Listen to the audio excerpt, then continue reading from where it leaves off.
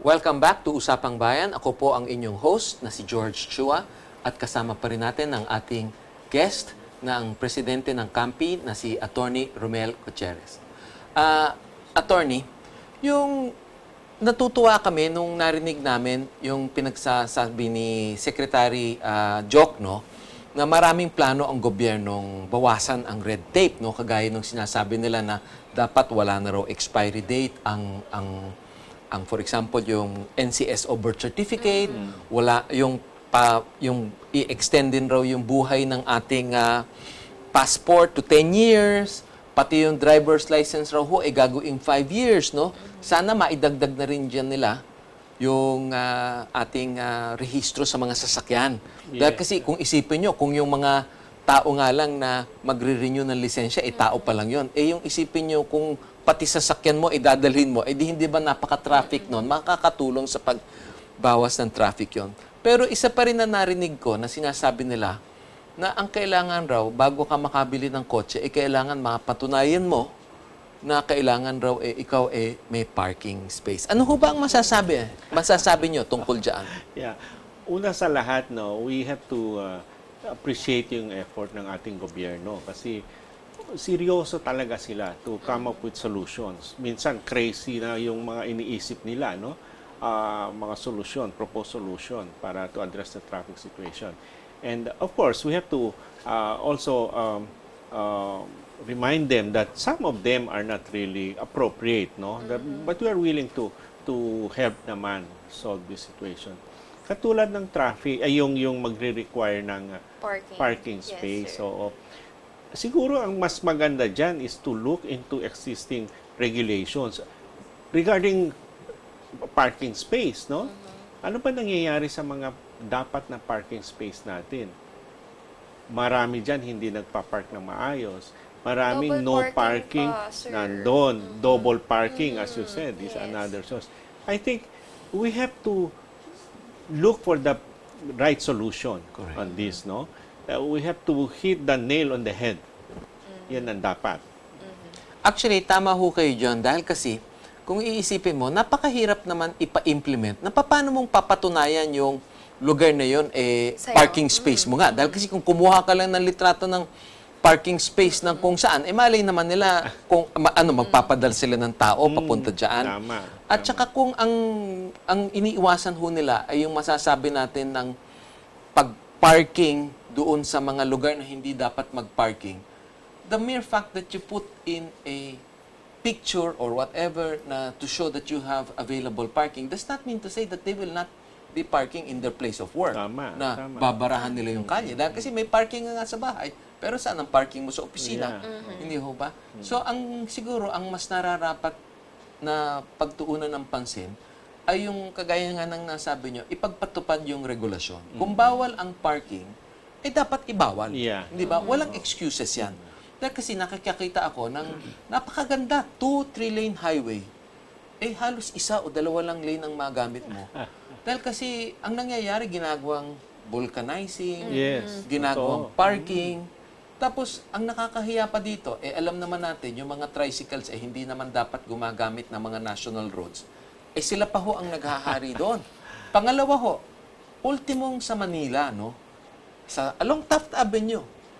Saan ka ba naman nakakita ng major city na hanggang ngayon, may nagpe-pedicabs pa? Yeah, Hindi ba? oo. So, yung mga ganun ho, talagang hindi naman natin sa inaalis yung livelihood ng mga tao. Yeah. Pero kung ganong sistema ang nangyayari, mas marami ho ang nalulugi sa atin. Dahil kasi nga, yung mga taong nais pumunta sa kanilang pagtatrabahuhan o pag-aaralan, hindi ho nila magawa ng maayos yung kanilang kinakailangan gawin. At nagkakaroon ho tayo ng mataas na cost of doing business. Dagdag ko lang, George, ano? Sample doon sa Santa Rosa, sa atin. Meron daw road widening, di ba? Siyempre, inayos talaga nila. Ginawang semento, inayos nila. Nung ayos na, ganun din. Yung mga hindi dapat nandun, nakapark, nandun sila, no?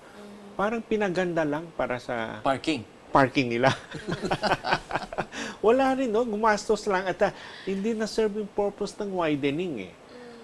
So, ganun yung mga ano. At saka in relation to the George kanina binanggit mo doon sa requiring yung parking space, ano, that could be another source of corruption na naman. Di ba? Tama kayo dyan. Oo, paano mo, siyempre, sabihin mo, meron akong parking, letrato lang na banggit mo. Ayusin mo na lang yan, without inspecting, mahirap yan How many vehicles ang binibenta natin? Kada month, at least 25,000 units. Correct. Paano mo i-check yan? Paano mo i-require to validate and verify na meron ka pa talagang baka para mabilis na lang ganito na lang gawin natin. So, yun ang ibig kong sabihin. Tama kayo dyan. So, sana nakikinig ang ating administrasyon para naman sila ay magising sa katotohanan na ang kailangan natin ay talagang ipagbawal ang parking sa mga lugar na hindi dapat mag-parking ang mga kahit Tama, sino George, man. yes. So you said po na kayo po sa Campi, you are helping the government in crafting policies. Since we're talking about issues like this po na nakaka-contribute talaga sa worsening traffic situation dito sa bansa, ano po ba yung policies na gusto nyong i-endorse or i-propose sa government para po ma-address itong issue na to? Well, una muna yung quality ng sasakyan natin, di ba? Kasi kung hindi maganda yung mga sasakyan natin, masisira yan sa kalye. That's traffic, Campi members, we assure the government na we bring in or we produce quality vehicles, And talagang coordination natin with government, even yung regulation on Euro 4, sinasabi natin, on vehicle safety standards, Yun ang mga dinidiscuss natin sa gobyerno, kung paano, how to inspect vehicles, how to regulate yung kanilang mga technical aspects ng vehicle so that it will be roadworthy and safe at all times. Siguro, Romel, maidagdag rin natin, since I'm aware in Campi, na kung tayo ay magkakaroon ng panibagong miyembro sa Campi, hindi lang basta't mag-a-apply sila. Kailangan may mga inspection pa rin tayong ginagawa sa kanilang mga facilities, not just their production facilities, but also their service facilities, and all of these other factors that we take into account to ensure that we are also keeping a quality lineup of members na reputable and willing to stand by their own warranties and other guarantees that they provide with their vehicles. Sir, you mentioned po during the break na 14 years na po kayo nag-work sa automotive industry. Ano po ba yung mga challenges na kinahaharap po ng automotive industry na gusto niyo po sanang masolusyonan ng bagong administrasyon? Alam mo, yung katulad ng plaka, Matagal na tayo walang plaka. Yung una, akala mo, sandali lang, kasi, but parang sanay na nga tayo ngayon, walang plaka, So, we want, alam mo, dapat ang sasakyan, paglabas sa dealer, dapat may plaka na kaagad yan, So, of course, we know what is happening dito sa, specifically sa plaka natin. One of the solutions there is, perhaps, alam mo, kung dito na lang gagawin yung plaka. Actually, pinag-uusapan nila yan, diba? Isa yan sa pinag-uusapan nila. We are even willing to help government. Kami na lang gagawa ng plaka. We have mga stamping plants sa but that might be extremes. But, these things, little things, sasabihin natin, magagawa natin actually, yan. Tama kayo dyan. Dahil kasi lahat naman ng mga sasakyan na nanggagaling sa ating mga miyembro, nagdadaan na yan sa pagbayad ng karapatang buwis, Actually, dapat pag binayaran natin yung buwis, kasama na dapat yung kanilang rehistro niya na may plaka na dapat yan pag abot sa'yo. Para pagpasok ng customer, pangalan na lang ng customer ang ilalagay. Dahil kasi, magandang safety feature rin yan sa gobyerno na wala siyang makikitang sasakyan na walang plaka sa kalye. Kagaya nung aking mga ibang sasakyan, nung nagpalit sila ng plaka, binayaran ko na yung plaka ko noong 2015 pa lamang, hanggang ngayon. Actually, 2014 pa lang.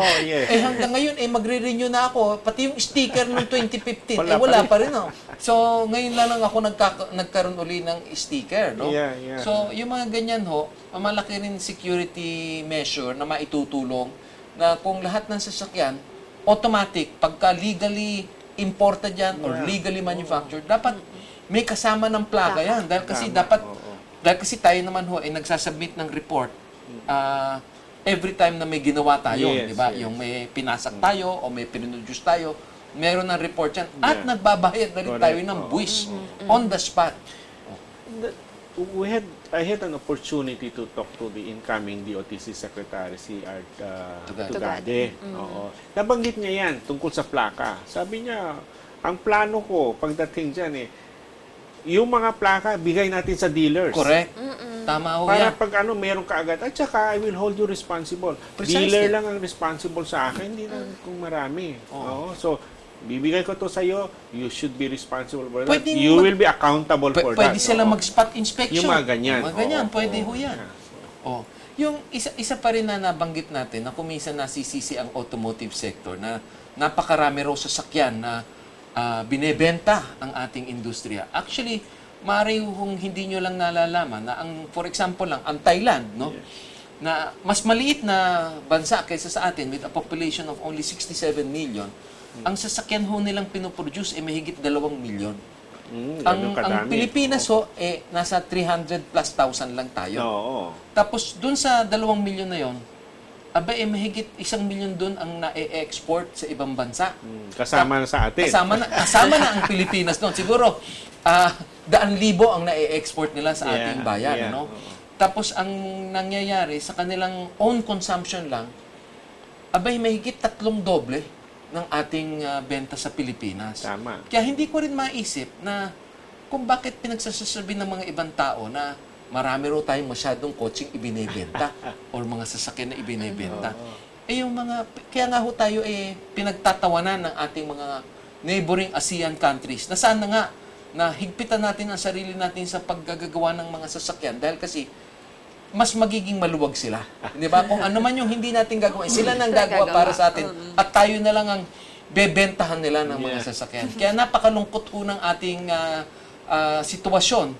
Kaya ang ating mga kababayang Pilipino, karamihan, nakakapaghanap na lang ng trabaho sa ibang bansa. Yes. At hindi ho malayo, nakagaya ng ang Vietnam, maaari pa tayong malagpasan. Ano ho sa tingin nyo, Attorney? Alam mo, in relation to that, yung sinasabi nating vehicle ownership ratio, no? Sa Thailand, ang yung ratio per 1,000 tao. Oo, okay. Sa atin, ang ratio, 32 to 35 lang per 1,000 ang merong sasakyan. Pero Thailand, 100 plus na. So talagang yung potential, no? Siguro baka sabihin nila self-serving yung potential. But kasama na rin yun doon. Kung ikukumpara natin, talagang malaki pa ang agwat natin in terms of vehicle ownership ratio. So isa yan sa mga indikasyon kung nasaan tayo ngayon in relation to other countries. So, magbe-break muna uli tayo at sa ating pagbabalik, kasama pa rin natin si Attorney Romel Gutierrez, ang presidente ng CAMPI. Maraming pong salamat. Please stay tuned.